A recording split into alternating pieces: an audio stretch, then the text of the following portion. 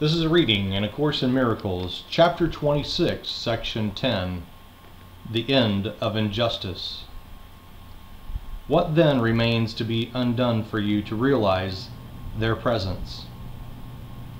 Only this: you have a differential view of when attack is justified and when you think it is unfair and not to be allowed.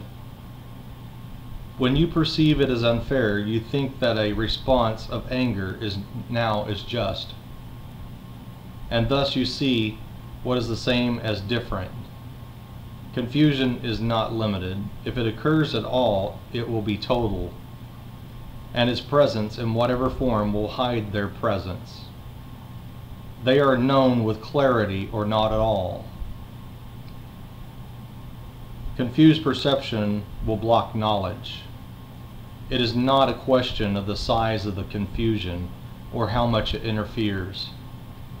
Its simple presence shuts the door to theirs and keeps them there unknown. What does it mean if you perceive attack in certain forms to be unfair to you?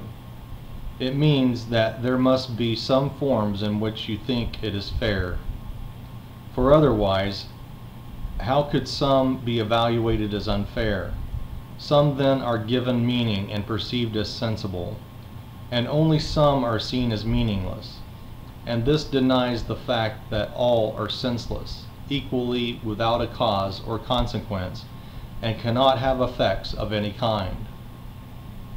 Their presence is obscured by any veil that stands between their shining innocence and your awareness that it is your own and equally belongs to every living thing along with you. God limits not, and what is limited cannot be heaven, so it must be hell.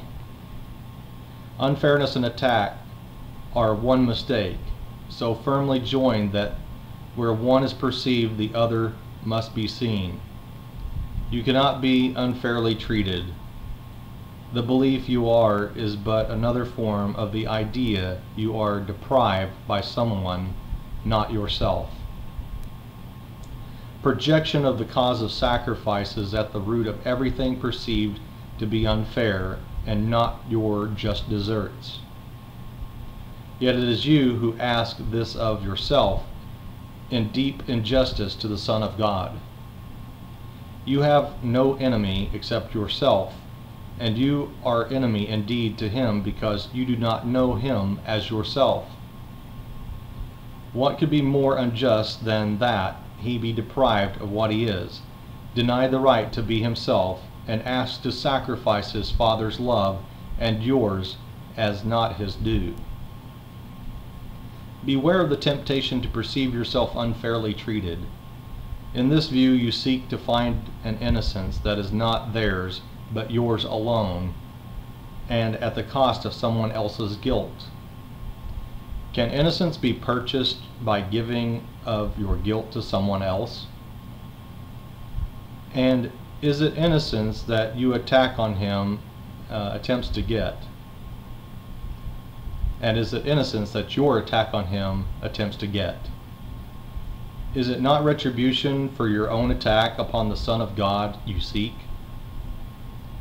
Is it not safer to believe that you are innocent of this and victimized despite your innocence? Whatever way the game of guilt is played, there must be loss. Someone must lose his innocence that someone else can take it from him, making it his own. You think your brother is unfair to you because you think that one must be unfair to make the other innocent.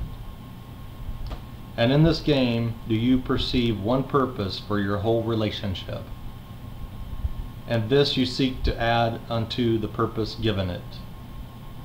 The Holy Spirit's purpose is to let the presence of your holy guests be known to you, and to this purpose nothing can be added, for the world is purposeless except for this. To add or take away from this one goal is but to take away all purpose from the world and from yourself. And each unfairness that the world appears to lay upon you, you have laid on it by rendering it purposeless. without the function that the Holy Spirit sees. And simple justice has been thus denied to every living thing upon the earth. What this injustice does to you who judge unfairly and who see as you have judged, you cannot calculate. And simple justice has been thus denied to every living thing upon the earth. What this injustice does to you who judge unfairly and who see as you have judged, you cannot calculate. The world grows dim and threatening. Not a trace of all the happy sparkle that salvation brings can you perceive to lighten up your way. And so you see yourself deprived of light, abandoned to the dark, unfairly left without a purpose in a futile world.